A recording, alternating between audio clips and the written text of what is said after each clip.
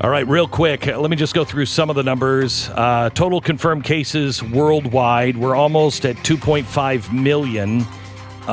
We are up about 2,100 in deaths worldwide. The U.S. now has 792,938 confirmed cases, and we're up about 2,000 deaths overnight. The U.S. currently has 13,951 people in serious or critical condition, up slightly, about 600 from yesterday. Now, let me give you some of the other news and try to show you what's coming over the horizon, because I think some of these things, well, they all tie together and what we're looking at going forward. First of all, I've been telling you about meat prices. Meat prices are going to go up. It will be temporary, but they will go up. The National Guard has just been deployed to 2 meat processing plants in Iowa. After the Smithfield meat plant was closed in North Dakota last week, workers from Smithfield were apparently hired by JBS National Beef Packing Company. Tyson's Food also had an outbreak and is closing one of its Iowa plants, the meat processing plant. The National Guard is expected to help with testing and medical care of the workers in an attempt to try to get the food processing plants back online more quickly. The Iowa meat packers produce about a third of the nation's pork and 15% of our beef. So with the 2 plants going out in Iowa and then the Smithfield plant up in North Dakota, you're looking at about 50% of all of the pork in America offline. This means that something we haven't seen, I think, since the Great Depression, hog farmers may be forced to euthanize and just bury their hogs.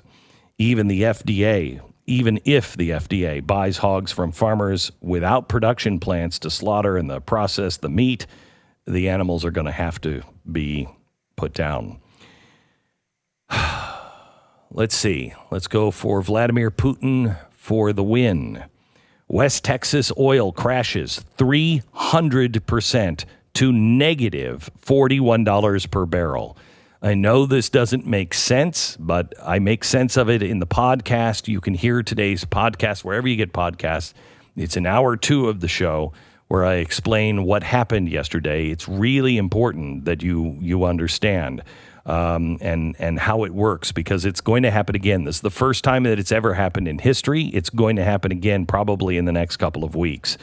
This is all coming from Russia and Saudi Arabia. Russia threatened to just open up their lines and pump 20% more oil.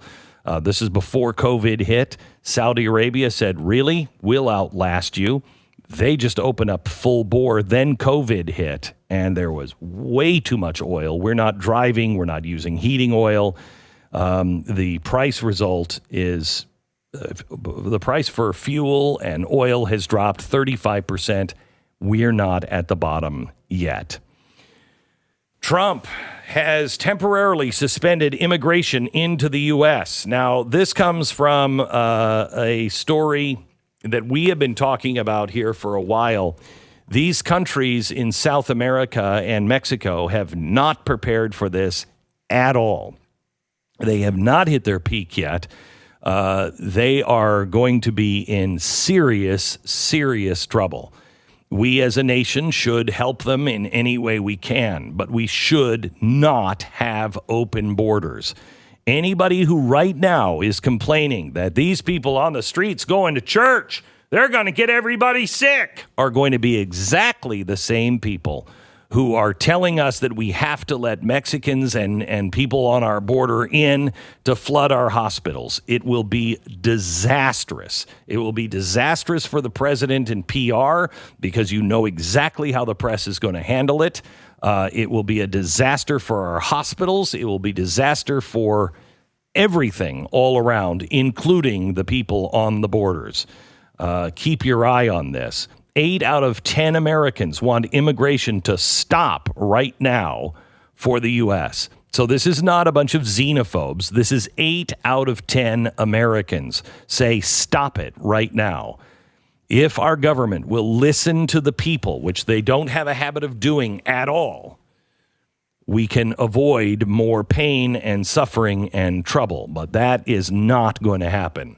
Second night of riots in Paris happened yesterday because of the racist police locking down communities. I'm only pointing this out because France is ahead of us. This same kind of stuff is going to be happening here in our streets by the same kind of socialist fomenters of revolution. The states now are burning through their cash for unemployment payments. What does that mean? That means all of their pensions, all of the things that they promised everybody, and we all knew would collapse. We all said we wouldn't pay for because they made their choice. I live in Texas for a reason. I didn't help make that choice. I knew that was insane in California when you started it. Well, now because of coronavirus, they're burning through all that cash for unemployment, and they're all going to come to the federal government for a handout, and the federal government will bail them out. This is not going to sit well with people who played by the rules and now are having their money taken from them in taxes, also taken from them through inflation, which will come after deflation. Listen to last hour for more information on that. Another thing that we're going to have a problem with, there is a coronavirus crime wave that looks like it is starting to happen now because we have released so many prisoners.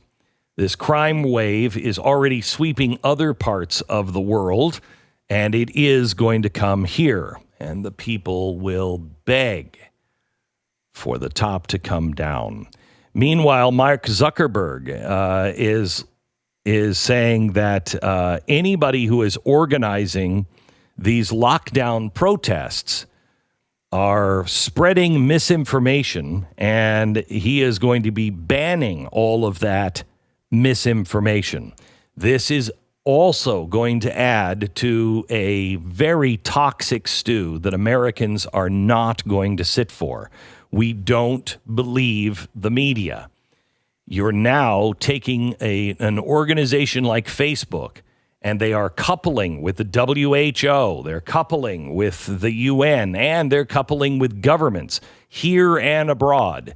And they are silencing the voices of people who happen to disagree. This is not going to end well for anybody. Meanwhile, in China now is saying that American democracy is dying, declaring Washington is no match for China. It's a dying democracy. It spread to the U.S., and in the U.S., it's almost as if the U.S. is a primitive society. It shouldn't have been like this if the U.S. had the slightest science and organization.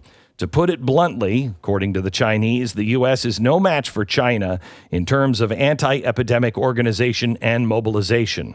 The U.S. political system has been hit by the pandemic on its weak side, and we were willing to show understanding for that. After all, every system has its weaknesses. Buckle up. Things are not going to go well with China. What we have coming is the crushing of the American entrepreneur, the crushing of 48% of the workforce that works for a small local business, the implosion of trust with the media and with the government, an implosion of trust on social media and any of these outlets.